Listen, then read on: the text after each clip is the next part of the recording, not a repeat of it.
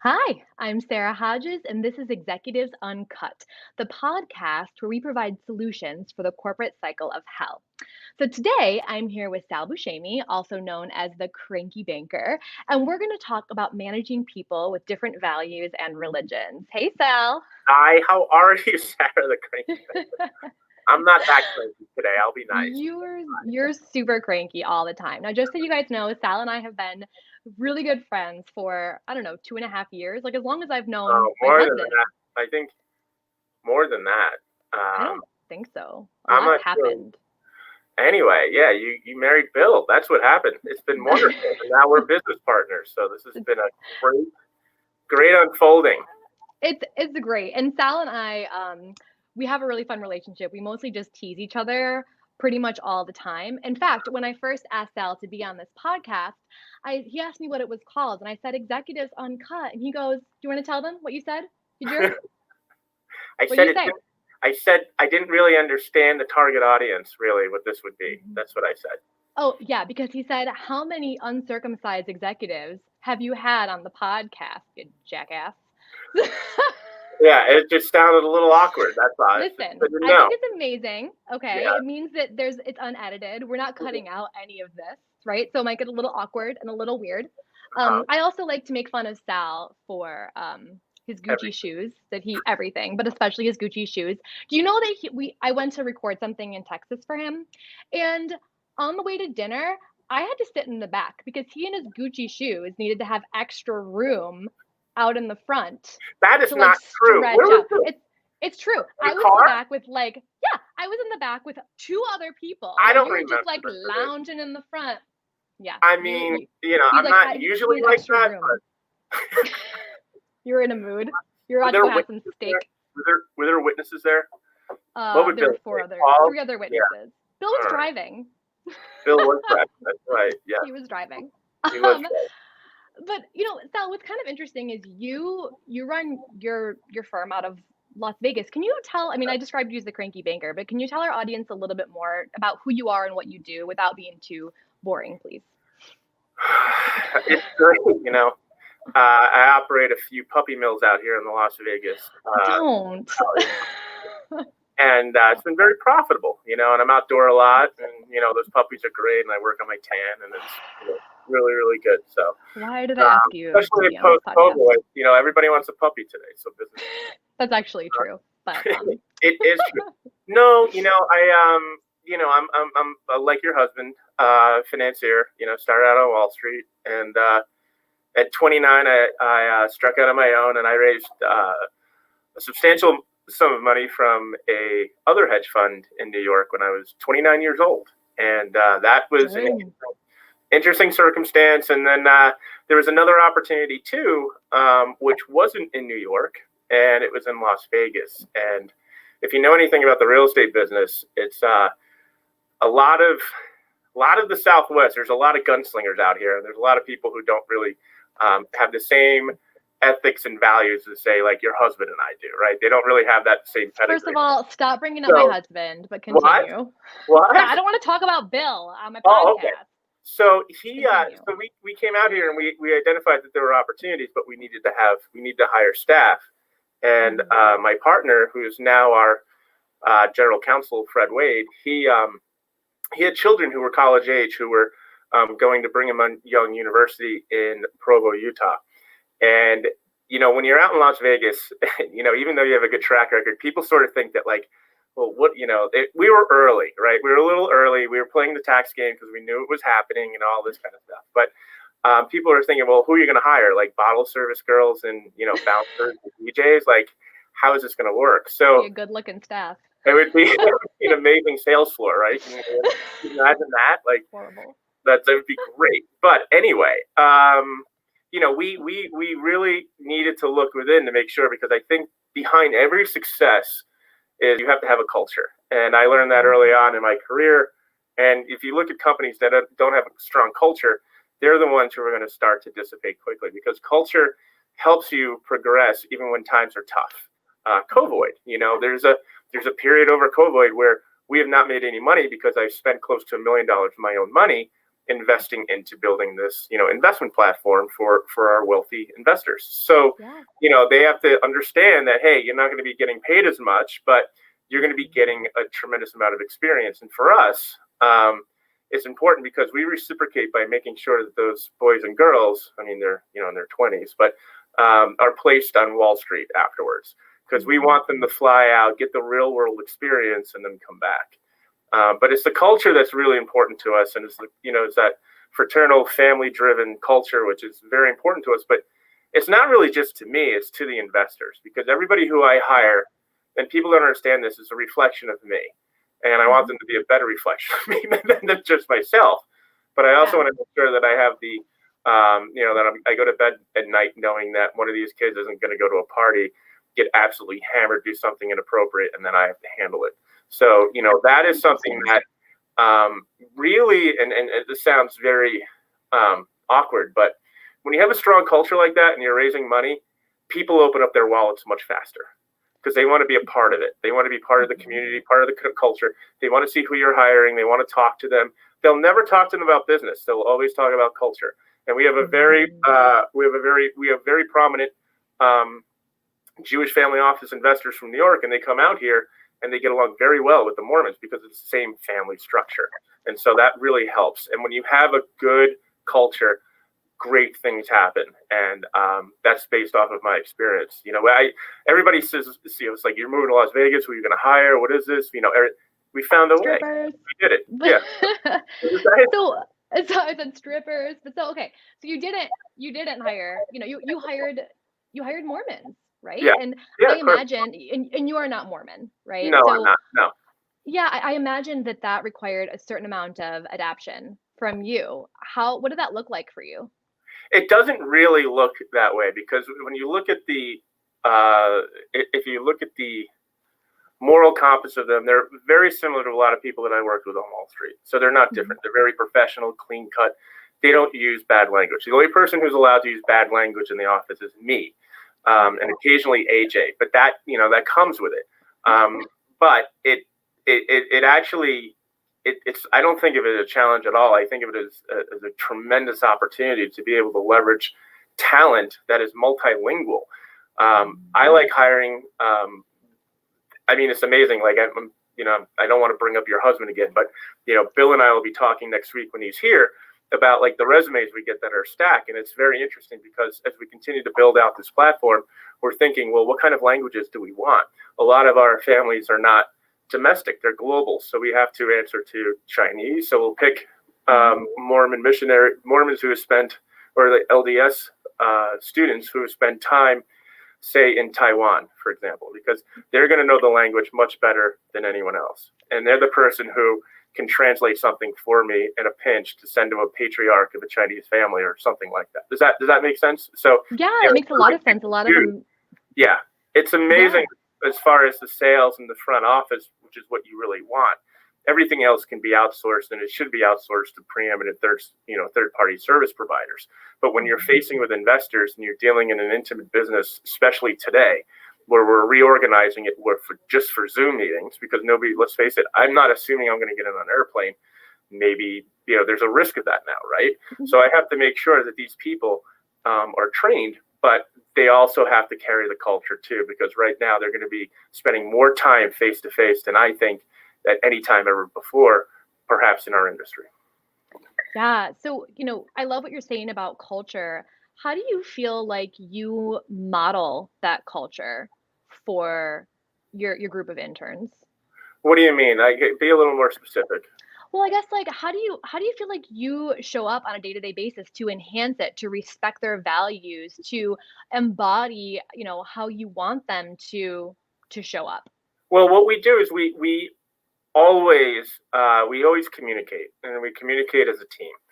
And the first thing that is what we look at is, look, here's what we're working on today. Here's the reason why we're working on it today. Here's why what you're doing is critical, and here's why we have to hit these performance and metrics. And you're dealing with a bunch of people who have their Eagle Scout badges, so it's not really difficult from that point on, right? I mean, so it's like, pick a language. It's we are very fortunate to have that skill set and that talent here, especially when the world is becoming more distant, but at the same time becoming much more intimate. And I don't think that's something that needs to be, I think that's something that needs to be really emphasized, that with the advent of computers and videos and Instagram today, you might not be sitting across the table like you were, last summer on a road show or last fall. You're going to be doing it over Zoom. And it's going to be a lot more difficult, so we have to adapt to that. And I think we've picked, leveraging the last 12 years that I've been out here, we have really done a successful job in not only placing and taking care of and nurturing these people like kids, because I don't have any kids, right? So I beat these kids up and everything, but when they're ready and they go, and then they're very happy, and then they wind up working for other funds and families, and it's just a very good culture of success. Yeah, I totally hear you, because when you guys were hiring interns, Bill had me look at the resumes because of what I do, right? What pops out.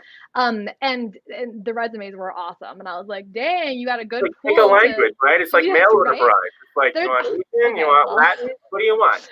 No, they all had very individual, unique, amazing capabilities. But despite that, I mean, like, as a leadership coach, you are bringing some really, really cool stuff to the table that you may not even realize you're doing. Like, I coach a lot of managers to, make the why, the overall objective, the overall aim very, very clear, and also help each individual, like, know that their role is valued and how it is an intricate.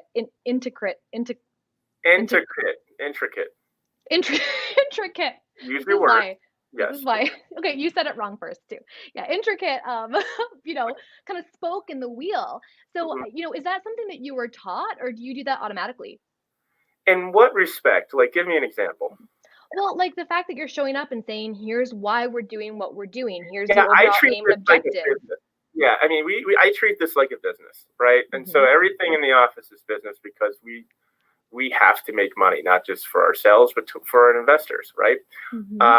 And so we foster that culture. We don't really go outside of the bounds. I like doing a lot of commonality, a lot of things where we go out, like, the go-karts. I mean, there's so much to do in Vegas. Like, we'll go go-karting one night, and that turns into like a whole crap show of like who's faster, and these kids just like bring out the knives.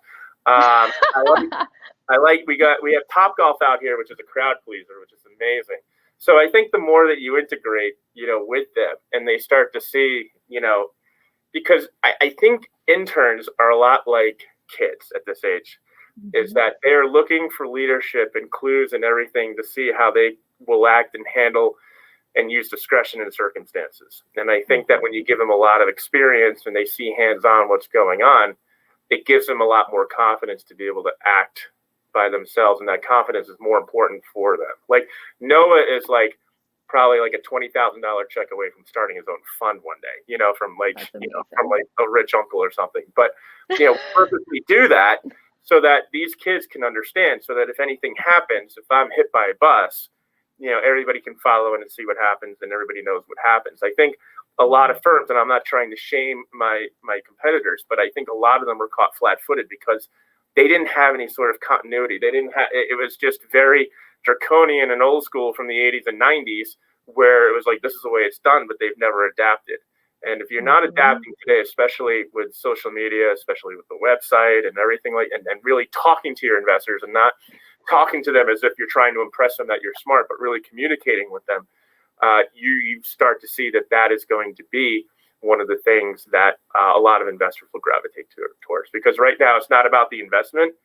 It's about the experience that comes along with it, especially for very wealthy families.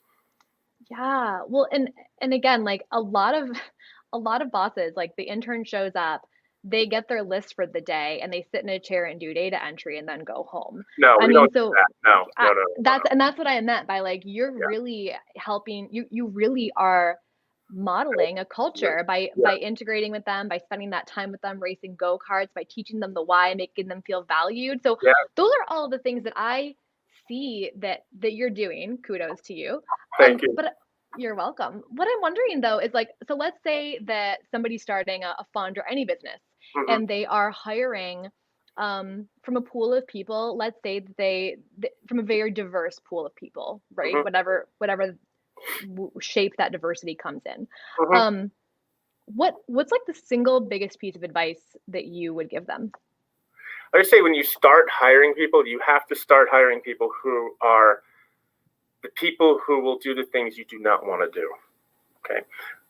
For me, I'm the sales guy. I'm the front man, right? I mean, that's just the way it happened. I mean, but I also started this 20 years ago. There'll be other front men, but that's what I do. What I'm not going to be doing is any sort of recollection with accounting or anything like that, because that's not what I consider to be a high leverage activity for my time. It sounds very selfish to say that, but these are the little things that these guys and girls need to know before they go off into the real world. That, hey, it's not about your GPA, it's how you manage your time and how you manage the expectations of others. And once you got that dialed in, I don't care how good of a modeler you are or anything like that, you have to learn how to talk to people. And today, if you're not willing to talk to people, it's going to be very difficult to raise money in an environment where people are not, in a post-Madoff world, they want not just transparent, they don't know what they want. They think they want financial transparency, but they want an experience. Mm-hmm. So you're saying that if they're hiring, hire somebody to do the work that you don't want to do, but be Yeah, prepared to exactly. teach them. Yeah. Is that Be right? prepared to teach them. Teach them why. I am hiring you for this job, Sarah, because I hate accounting. And you are very good at this, and I'm bad at it. And together, I think we're going to have a good time as long as, Mm-hmm. you rake the leaves as I shake them. And then it's just keep moving on, right? So, I Right. mean, that's Yeah. it. Just explain the expectations up front, detail the framework of the boundaries of the relationship, and you got it. So yeah, we're very fortunate, but there's a lot of people out there who you're going to be talking to, and I would avoid people who are funds who are trying to hire their buddies. When you get into a real partnership, like people you might be married to, like myself, there's real operating, but you want to look for people who complement that, right? So Bill is like the venture equivalent of Sal, really, in real estate, distressed real estate. So, and he has, he has balls too. He started, his first fund at 27. Right. I am aware. I am aware that he has balls. We have I balls know, together. right? But like, you want to find someone like that as a partner rather than an out of work buddy who's like, well, hey, I can do Mm-hmm. this, but I want half the profits, or hey, you got to really be very, very careful, regardless of what you're looking for, to hire the absolute best person, not just for you, but the person who can do the job. That's really what you should be looking at, and then that's what we lead for.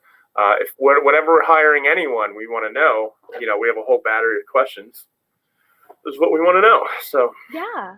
Well, and since like today's, podcast is about like respecting values and other religions in the workplace, it sounds like you actually see that as an asset, as a benefit it is. more than anything. I think if you start making, I think there has to be some sort of a framework where people agree upon some sort of a culture, whether that's strippers and midgets in the office or whatever. Okay, little Right? people. Pardon? We little people. Little, Little sure, people. but you know what I mean. Like, there's all these like, these like culture. Like, oh, we have this rah rah culture. We don't have that. We really don't. It's fun. Don't get me wrong, but it is a very productive and is a very cohesive culture because we built it that way purposefully. Awesome. I Right? love it. Yes, I love the way you built it purposely, and you saw the differences that people brought, and you saw them as opportunities to like enhance your overall culture. Absolutely, and it worked out really, really well that way. Absolutely. That's awesome. Well, thanks so much for being here. You want people to go to a newsletter, right? So do you? People, nah, we don't. It's a letter I sent to investors. All right. I think it would be great if they want to know like a little bit more about us and stuff. They can go Yeah. to dandrewletter.com. We're launching our website after Labor Day, hopefully. So it's either going to go really well or it's going to go really bad. But I think it's going to go really well. Excited. I'm happy about it. But yes, Sarah, thank you for having me on here. Thank you so much. Yes, Enjoy. Everything you do is awesome. Thanks, Sal. So, and Thank thanks you. everyone Same else here. for yeah, thanks everyone else for tuning into this episode of Executives Uncut. If you enjoyed the content, make sure to subscribe, okay, and share with someone who could benefit from this talk. Also, visit hodgescoaching.com for new episodes or follow us at Hodges Coaching on social media. And again, to learn more about the mind of Sal, you can see what he wrote to his investors in his The confidential letter, Cranky Banker. Yes. the Cranky Banker, by Yes. visiting thedandrewletter.com. I'm Sarah Hodges, and I'll see you next week.